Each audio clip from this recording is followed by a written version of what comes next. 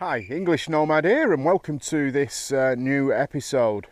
In this episode, I'm going to be starting my run up to Cape York, which is on every adventurer's, every four-wheel driver's bucket list in Australia. It's the peninsula, the Cape York Peninsula, has some of the best four-wheel driving and some of the best camping spots in Australia. But then, I guess that's quite subjective, so we'll find out for ourselves. I'm currently stood here close to the old township of Laura, which is effectively most people's start of their run up to Cape York. I'm going to be going through the Lakefield National Park rather than the Peninsula Development Road. So stick with me. We'll have a look at what the road's like. We'll have a look around. Obviously, I'm not allowed to actually go into the national park. I'm allowed to travel on the road with the pets. I'm just not allowed to go into the national park. It's all dirt road, so it should be good. So stick with me. My plan today is to go to Musgrave, which has fuel and somewhere to camp. So I'm going to head there, which is about 172 kilometers from where I'm stood right now. And like I say, the plan, I'm going up that road there. So stay with me. I'll catch up with you later, guys. So this is the road that takes you through the Lakefield National Park, and as you can see at the moment it's pretty good. There's not too many corrugations. It's pretty smooth. So if it stays like this, we should be in for a quite easy morning. But I don't anticipate it will stay like this.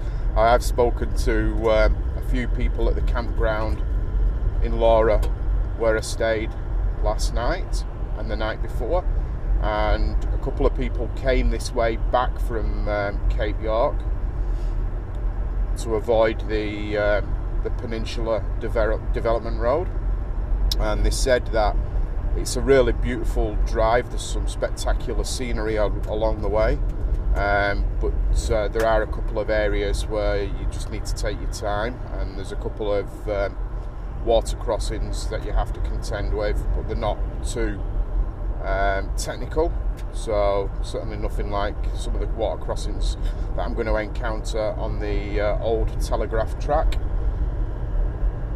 So yeah, it's looking quite good at the moment. So I'll come back to you guys later when there's something really interesting to see in terms of the road and the scenery.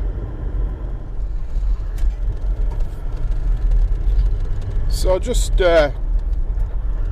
want to confirm the road conditions up to now. Yeah, they have been pretty good.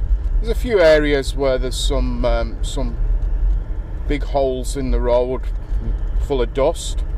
You just got to keep your eyes open and drive to a speed that's appropriate so that you can slow down in enough time to navigate round them or through them without causing any damage to your vehicle.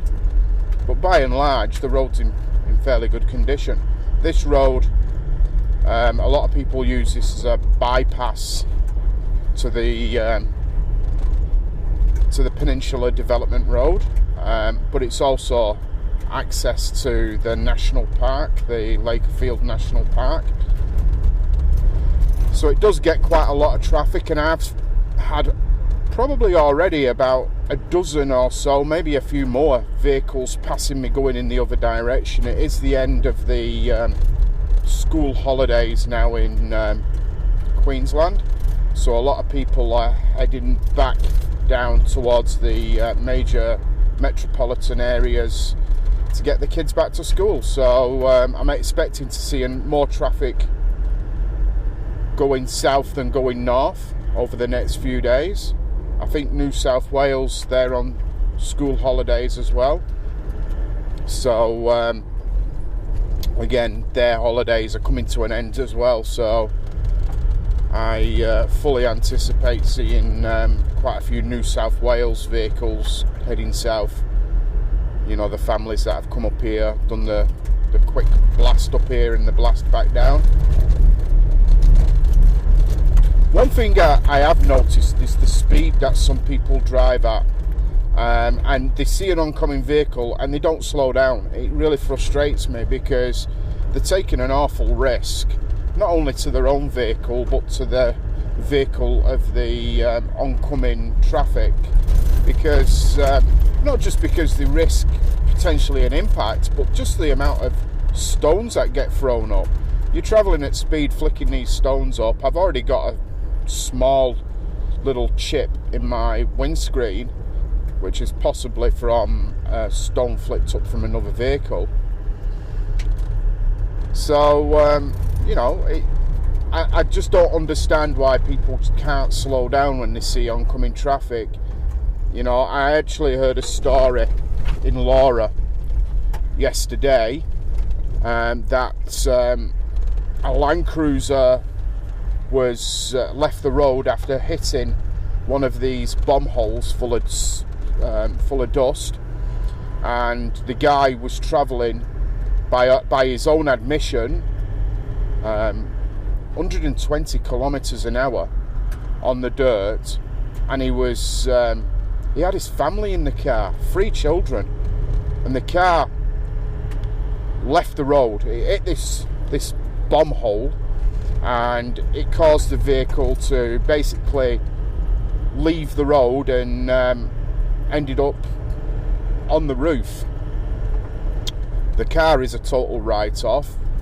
I'm not sure whether the occupants of the vehicle were injured or not, but I would imagine there would have been some injuries, even if they were only minor injuries.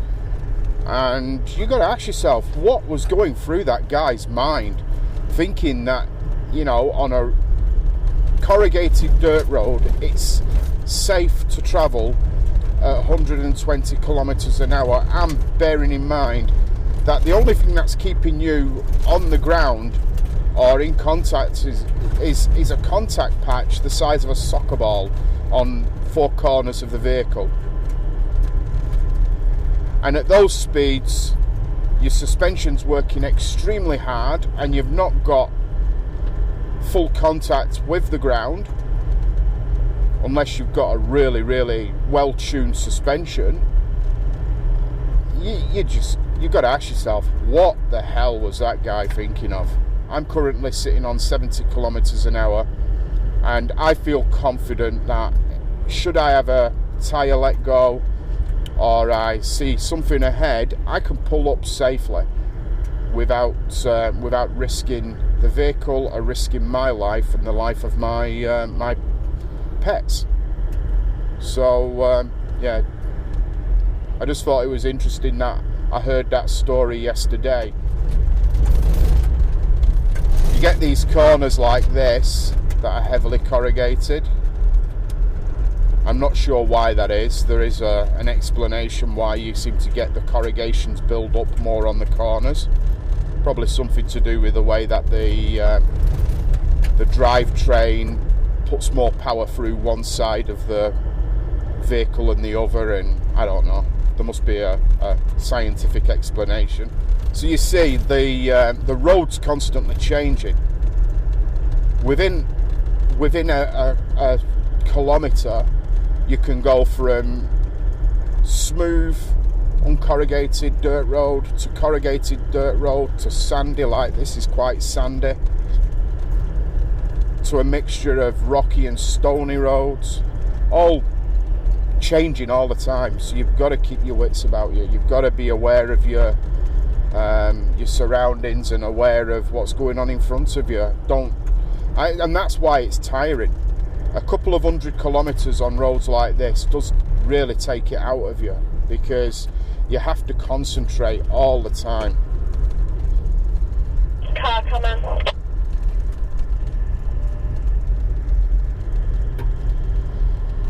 You heard the radio then. The vehicle I just passed is letting the vehicle behind know that there's a vehicle coming. And that's good, the people are in radio contact with each other. Oh, there's another one.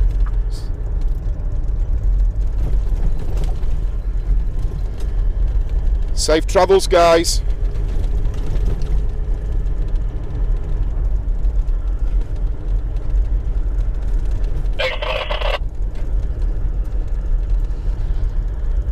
So that's 4 vehicles in the space of less than a minute. So you can see, and all of these vehicles, he was going pretty quick. All of these vehicles are heading south. So we're coming to the end of the peak holidays up in Cape York. So I'm expecting to find the campsites won't be as busy. I did put off coming up to Cape York for about a week for that reason.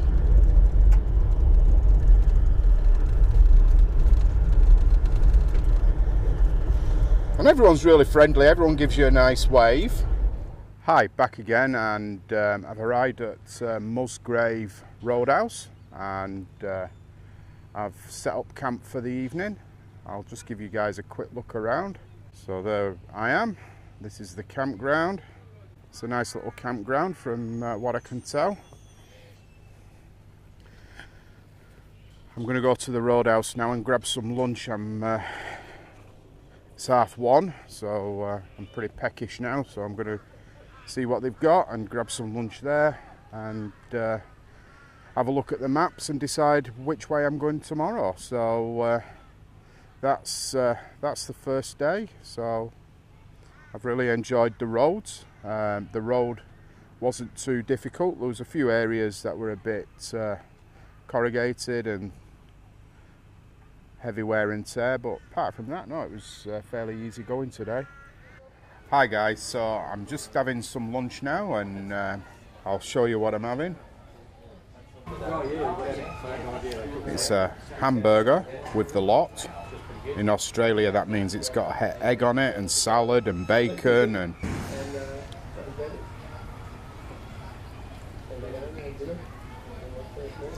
I'm really looking forward to this. I'm starving.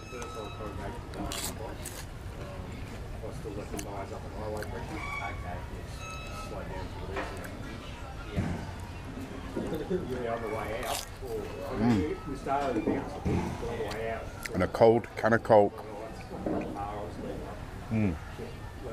Just what you need when you've been on the road for a few hours.